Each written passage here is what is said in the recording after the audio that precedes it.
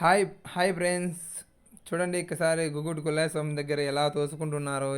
స్వామిని చూడడానికి కూడా అసలు ఆ, టైం కూడా లేదు. చూడండి ఒకసారి మనుషులు ఎంత జనం ఉన్నారో. మార్నింగ్ చూడండి ఇలా పొట్టేలు కోసి స్వామివారి అగ్నిగుండం ప్రవేశం జరిగినాక పొట్టేలుకి వస్తారు మార్నింగ్. ఇలా ఇలా చేస్తేనే గూడులోనే మా చుట్టుపక్కల పల్లెలంతా గూడుకు వచ్చే కోసుకొని పోతారు. ఎందుకంటే ఎక్కడ కోయడం తినకూడదు.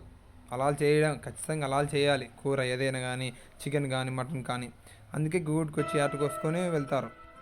చూడండి అందరూ వచ్చి గుడి చుట్టూ తిరిగి ఏటలు కోసుకొని పోతారు. ఎందుకంటే అలా చేసుకోవడం తినం కదా, అందుకే చేపించుకొని పోతారు. ఎక్కడ నుండి దగ్గర దగ్గర పల్లెలన్నీ ఇక్కడ వస్తారు. లేకుంటే వాళ్ళే ఒక తురకాయన్ని తలపోయి అలా చేపించుకుంటారు వాళ్ళ ఊర్లోనే.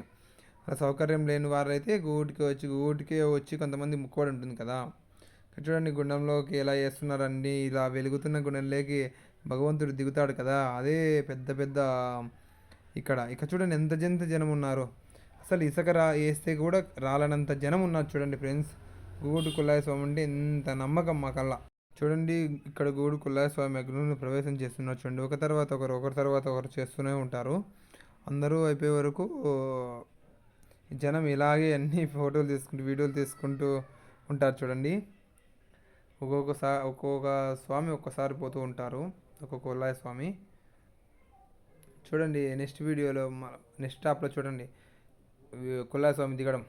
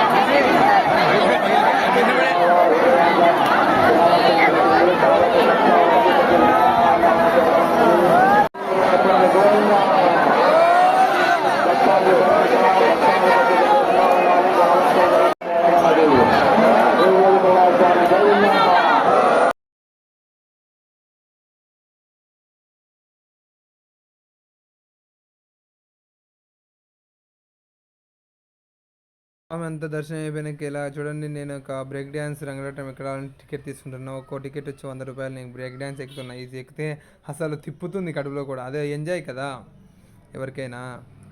థ్యాంక్ యూ సో మచ్ అండి.